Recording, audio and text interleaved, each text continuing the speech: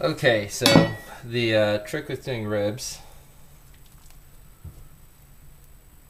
is, well, first off, we're going to smoke them, so we're not going to boil them. If you're going to cook them right on top of direct heat on your grill, you're going to want to boil them first to get all the fat off. But since we're doing indirect heat, cold smoking, about 180, 200 degrees out there, we don't have to worry about fat flares, so we don't have to boil them. But to get good ribs, what you have to do is remove this membrane right across the bottom here. And it's kind of tough. In the past, I've been known to use pliers, because not only do you have slippery because it's meat, but it's on there. And this is one of those things with barbecuing that you can always use a good knife for. But by removing the membrane on the bottom, you'll allow the smoke to go through the whole meat, and the heat will be able to go through the whole meat, and it will be able to cook evenly.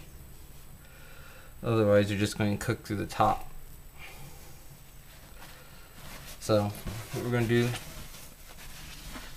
is, I know I'm just playing around with them right now, but what we're going to do is dry it off. Get little paper towels, wipe it down. Now that we got it dried off, you can find a nice little spot, like right up here. Get in there and start pulling the membrane. Now sometimes the membrane's a few layers thick. Like this one's not too bad. Ugh. Oops, knocked the camera around a bit. And finally, the last rack.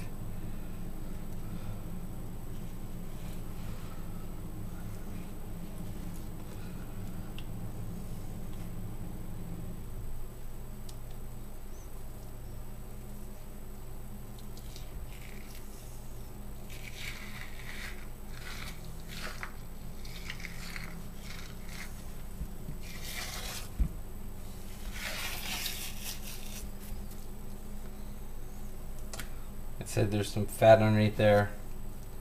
I'll leave it, we're smoking them, so leave the fat in there. And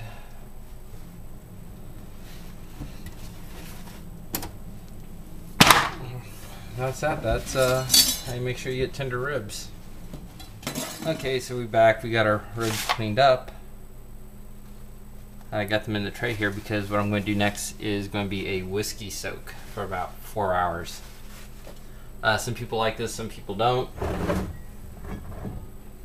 I'm a personal fan of the whiskey soak, and a good friend of mine for Christmas, maybe it's my birthday, it's been a while, gave me a wife beater or jug handle, whatever you want to call it, of Jim Beam.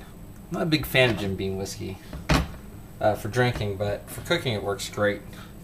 So we're going to pretty much pour the whole jug handle in here. And in 2 hours, we'll open them up and see how they're doing.